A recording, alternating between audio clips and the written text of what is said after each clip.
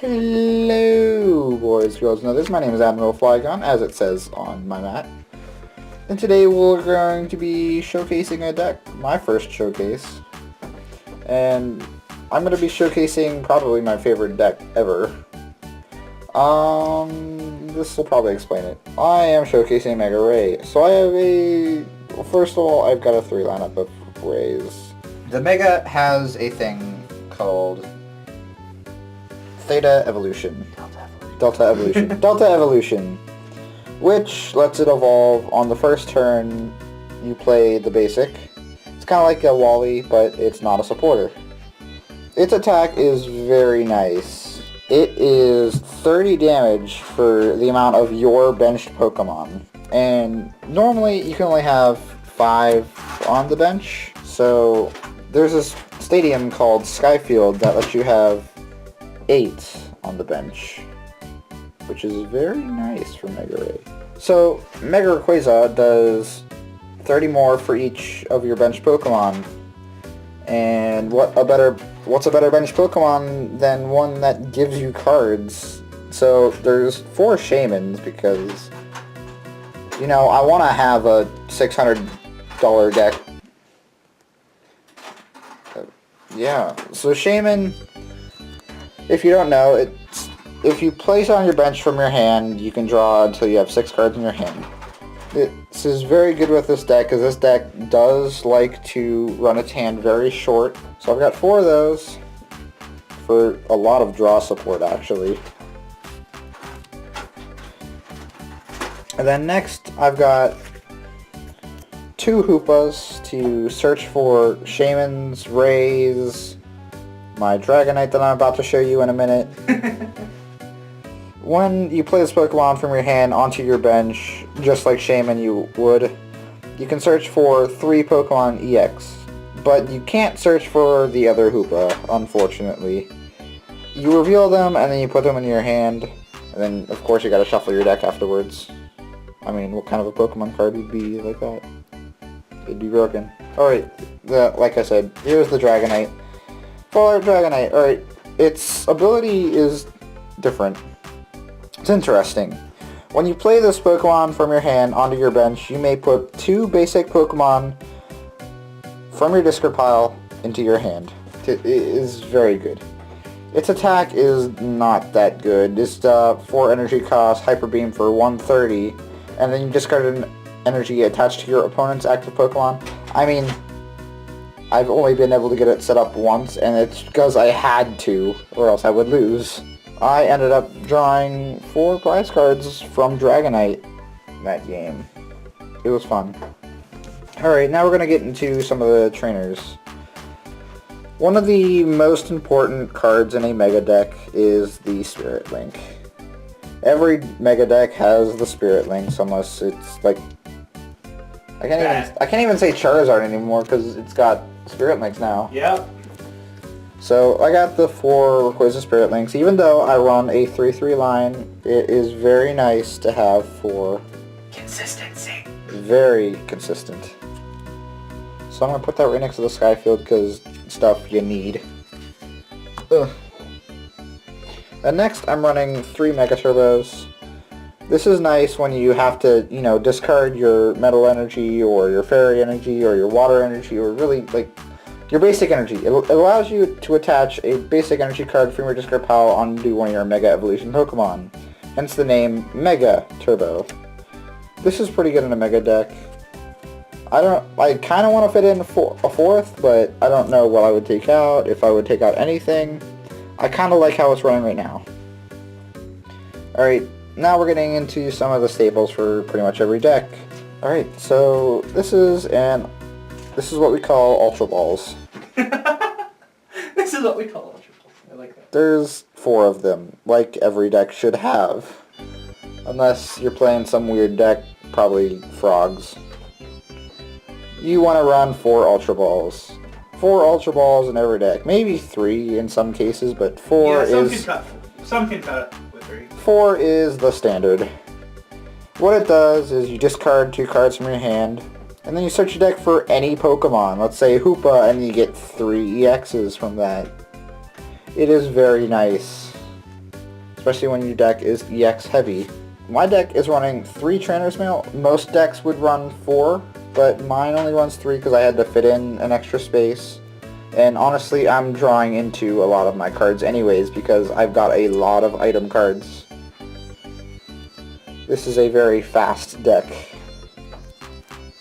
As you can probably see in the battle video me and Master Jigglypuff recorded that we uploaded yesterday. It did not go well for Volcanion. Yeah, Volcanion kind of got stomped by Ray. No, it didn't do well. Volcanion didn't do anything. It didn't have time. Yeah, it didn't have time. Ray is too fast. So I am also playing 4 puzzle at a time. What it could do is, if you play one, you can search for the top 3 cards of your deck, and you can put them back in any order. Or you can do the good ability, and you can play 2 at once. If you play 2 at once, you can search your discard pile for any 2 cards, and you can put them in your hand directly. So let's say they knock out a Mega Ray, and your Mega Ray was all set up with that double colorless energy, and that Spirit Link, and the Mega. You've got a Rayquaza down below, just sitting there, nothing on it. So you play 2 puzzles, and you grab a Spirit Link and a Mega, or you grab a Mega and a DCE. You can just attach the Mega, attach the DCE, Mega Turbo for the 3rd energy, and slap them back in the face for like 180 or 210 or 240 if you get 8. Very nice to have late game. This won't be relevant right now until I show you the supporters, but we've got 4 VS Seekers, which is pretty much standard in almost every deck. Unless you're weird and don't run any supporters. And you can't use the excuse that they're too expensive. They're $4. Well, they are $4. Well, I mean, that is still kind of expensive. Except for this one. This one's like 14. It's old.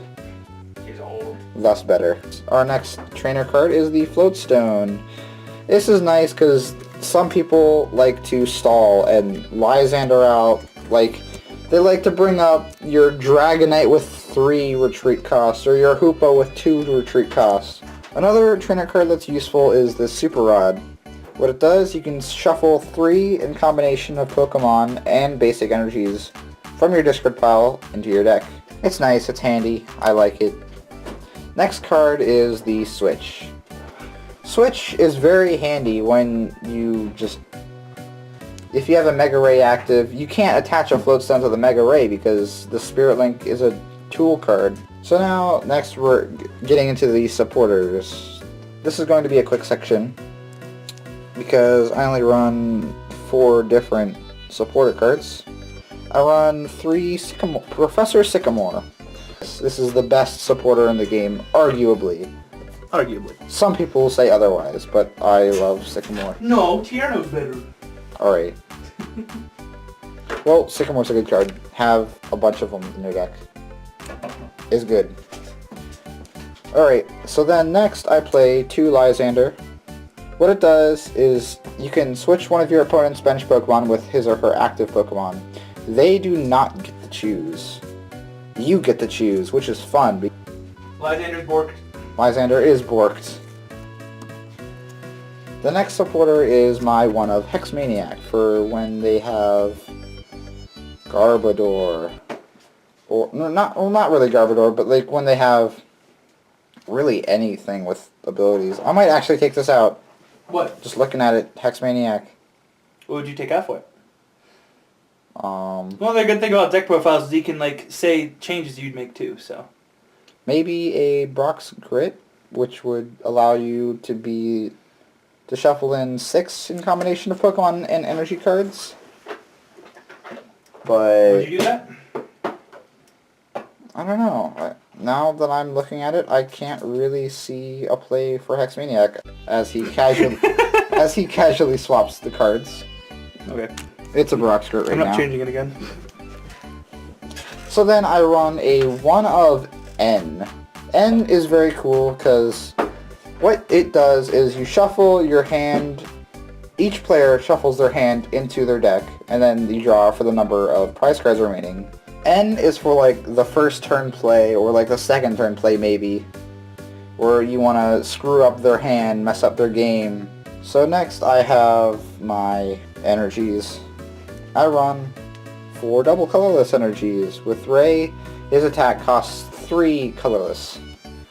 So what you do is you attach a double colorless energy, and then you use one of these snazzy Mega Turbos, and then you attach the basic energy with the Mega Turbo and the double colorless energy, and then voila, you got 3 energies on that Mega Ray, and then you're slapping them for up to 240 damage.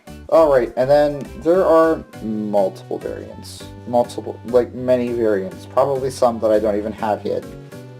Well, I know there's some that I don't even have yet. Like, there's an electric variant. I have 3 variants. The first one is a metal variant with 4 metal type energies,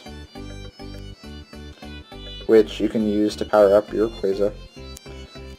And the metal type energies are used with this.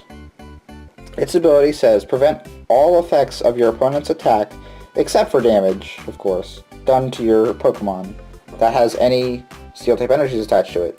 So then the next variant is water. You run 4 water energies over your 4 metal energies. You're going to notice with all these variants, you run 4 energies, 4 of the type you're using, and then 2 Pokemon of that type. Or, well, it could be different types, but... Alright, so, first, this is the Glaceon.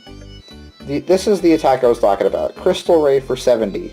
During your opponent's next turn, prevent all damage done to this Pokemon by attacks from their evolution Pokemon. Which, Mega Ray is an evolution Pokemon. There's a lot of evolution cards, so they can't hurt you if you have this in the active.